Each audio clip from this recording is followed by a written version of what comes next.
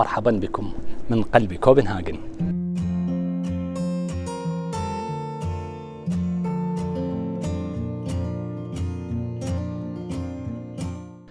الدنمارك وهي من أحد الدول الإسكندنافية، ويعد شعبها من أسعد شعوب العالم، وعاصمتها كوبنهاجن.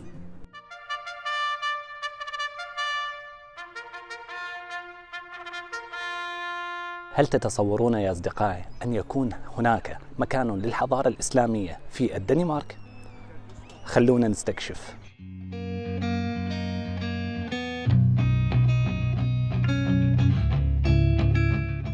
ولكن دعوني أخبركم عن شخص كان مولعا بالحضارة الإسلامية. هذا الشخص اسمه كريستيان لودفي ديفيد. قام ديفيد بتحويل منزله إلى متحف.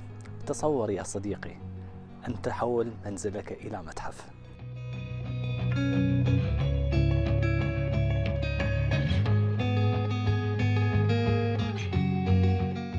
ويعد متحف ديفيد من أكبر المتاحف الموجودة في شمال أوروبا. يقع هذا المتحف قرب الحديقة الملكية، وقريب جدا من محطة القطارات النوربورت، وباستطاعتك المجيء إلى هذا المتحف بالمسير 5 إلى 10 دقائق. للعلم يا أخواني أن الدخول إلى هذا المتحف مجانا، وعند وصولك إلى مكان الاستقبال تستطيع أن تستعير أحد الأجهزة السمعية المخصصة لإرشاد الزائرين داخل المتحف، وإعطائهم نبذة مختصرة عن كل التحف الفنية المعروضة. يحتوي هذا المتحف على 3 أجزاء رئيسية: الجناح الإسلامي، والجناح الدنماركي، والجناح الأوروبي.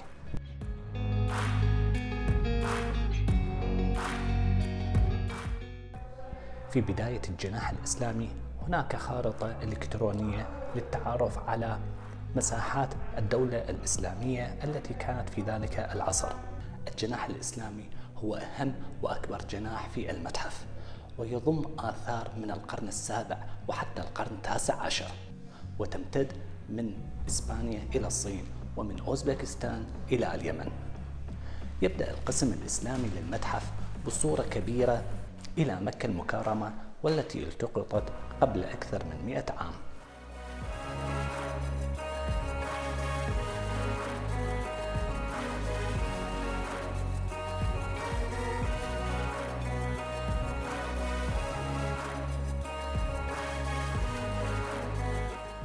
في هذا المتحف يوجد عدد كثير من اللوحات الفنية والتحف الفنية، ولكثرتها وعدم وجود مساحة لها يقومون بوضعها في عدد من الأدراج، وبإمكانك فتح هذه الأدراج ومشاهدة هذه التحف.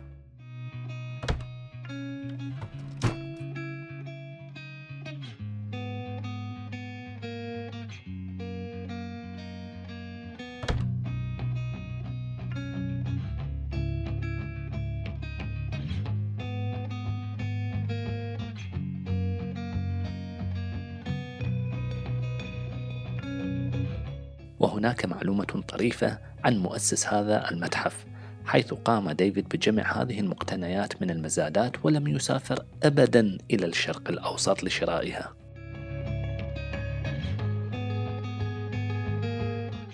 في كل قسم من أقسام المتحف تلاحظ وجود عدد من الأماكن التي يستطيع السائح أو الزائر بالجلوس والاستراحة قليلا.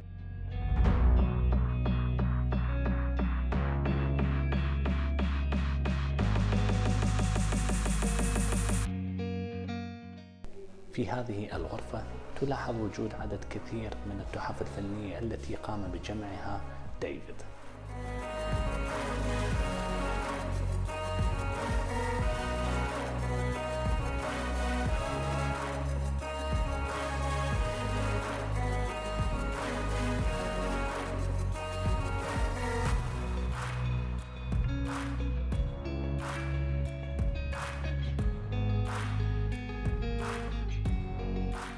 لقد تم كتابة مخطوطة القرآن التي نشاهدها في زمن الخليفة الثاني عثمان بن عفان رضي الله عنه، وتم كتابتها بالخط الحجازي على جلد الماعز، وتعد هذه المخطوطة من أقدم المخطوطات الموجودة في هذا المتحف.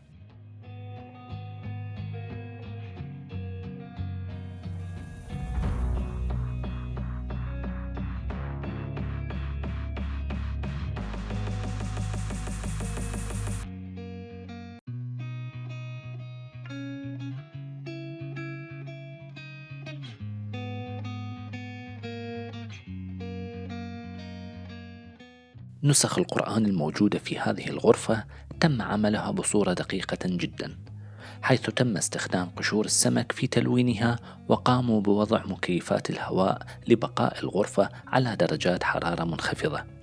وفي السابق كان هناك فتحة في سقف الغرفة والتي تعمل عمل التبريد، وبالإمكان ملاحظة رائحة السمك في هذه الغرفة عند المرور داخلها.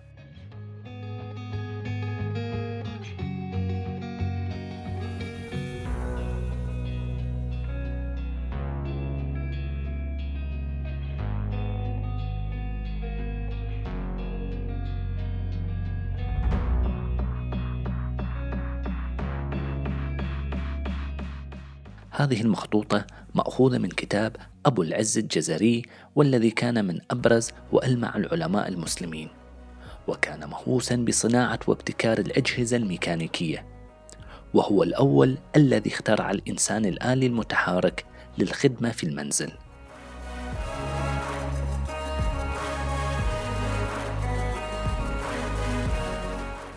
هذه العملة هي الدينار المنقوش في زمن الأمير أبو بكر بن عمر، والذي اشتهر بفتوحاته في القارة الأفريقية.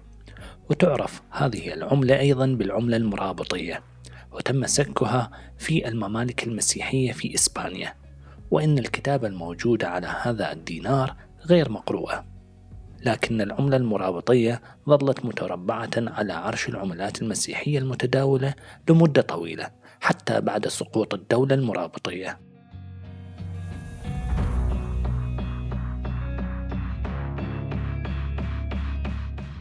هذه إحدى نسخ القرآن الكاملة والمكتوبة على ملفوفة الورق هذه، حيث إن طول الملفوفة 7.5 متر، لكنها لا تأخذ مساحة كبيرة فيتم حملها عند الذهاب إلى المعارك.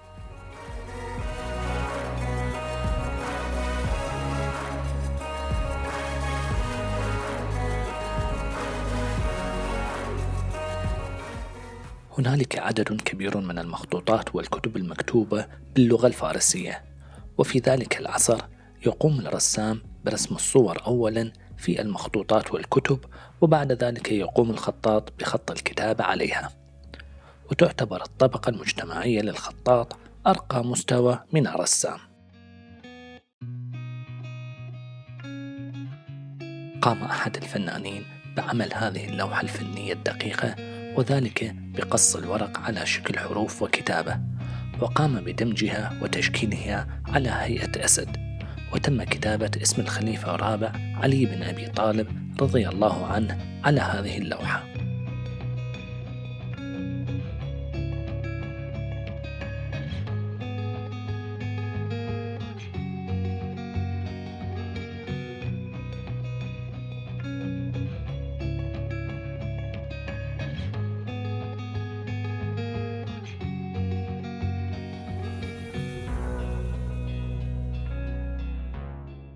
عند الدخول إلى الطابق الأول والثاني فإننا نشاهد الفنون والتحف الجميلة من أوروبا والدنمارك، ومن القرن 18 والعصر الذهبي الدنماركي، بالإضافة إلى الفن الدنماركي الحديث.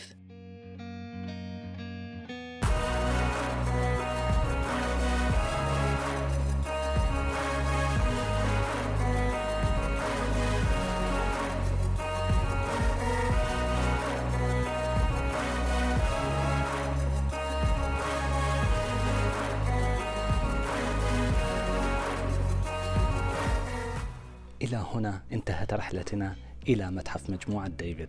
لا تنسوا الاشتراك في القناة ومشاركة الفيديو مع الأصدقاء، وشاركونا في تعليقاتكم عن الآثار الإسلامية. وإذا أحببتم مزيدا من الفيديوهات عن الدنمارك اكتبوا لنا أيضا في التعليقات.